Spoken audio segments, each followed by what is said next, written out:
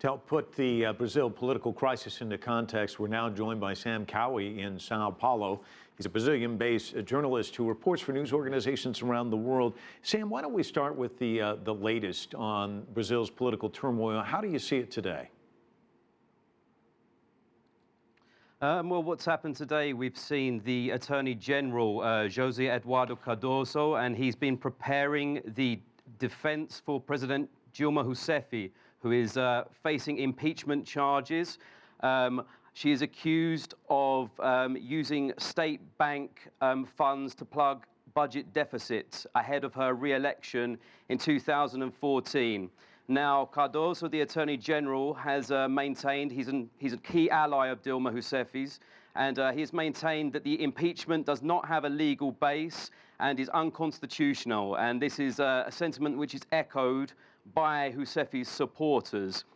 He also points out that the impeachment is being led by the Speaker of the lower house of Congress, Eduardo Cunha, who is also implicated in the corruption scandal at Petrobras. He will be facing trial soon for receiving bribes in a Swiss bank account and for corruption and money laundering.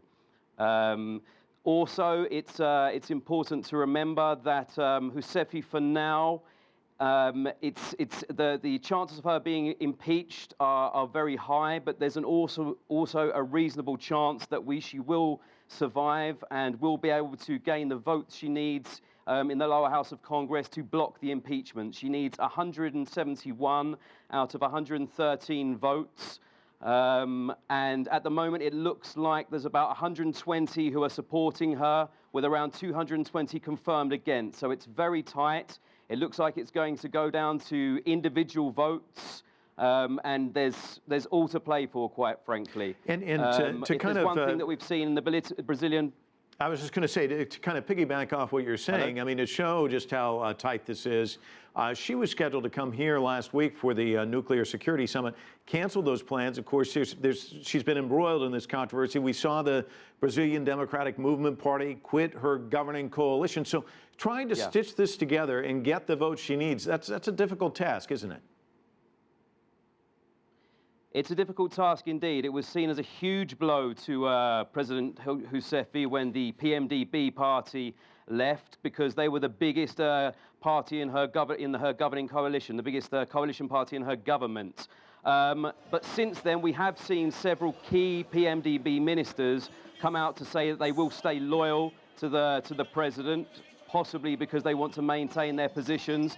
There have also been several key PMDB ministers that have said perhaps it was a mistake to break with government. Now, it's important to remember that the PMDB is not a united party. It doesn't have a strict ideology. There's a common joke in Brazil which says, we don't know who's going to be in government next, but we know that the PMDB is going to be in it. Now, of course, there are going to be several key members of the PMDB who are going to benefit from Rousseff's impeachment. Now, the main person that will benefit, the key benefactor here, is going to be Michel Temer, who is the vice president and head of the PMDB. Now, he has been maneuvering for a while for presidency, and he will assume presidency if indeed Dilma Rousseff is impeached. Now, he's been meeting discreetly with other parties, including opposition parties.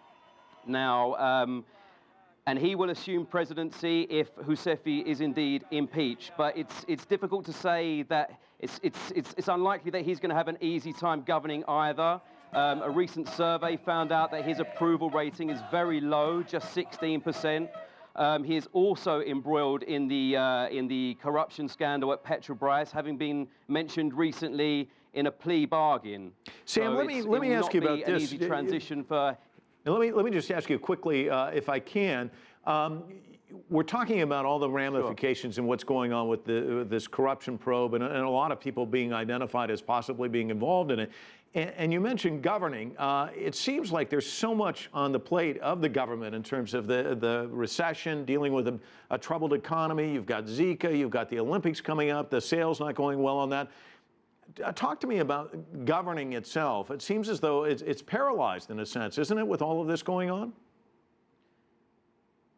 Well, absolutely. I mean, Brazilians are completely dissatisfied at the moment with the political establishment, and there is a deadlock at the moment. It's whoever takes over presidency right now is going to be extremely unpopular. I mean, 90% of Brazilians agree with the phrase that all politicians are criminals at the moment. So that just that's slightly tongue-in-cheek, but it goes to show the extent of the dissatisfaction with the political establishment in Brazil at the moment.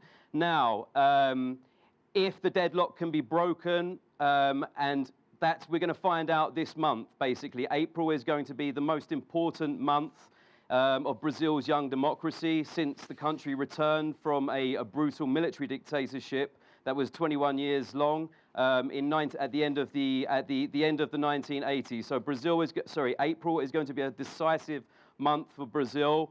And but there's very much all to play for. Like we really don't know what's going to happen next. The impeachment proceedings are due to take place mid-April. From there, if Rousseff cannot get the votes she needs, it's going to go to the Senate. And then after that, Temer, if she loses, Vice President Michel Temer will take charge.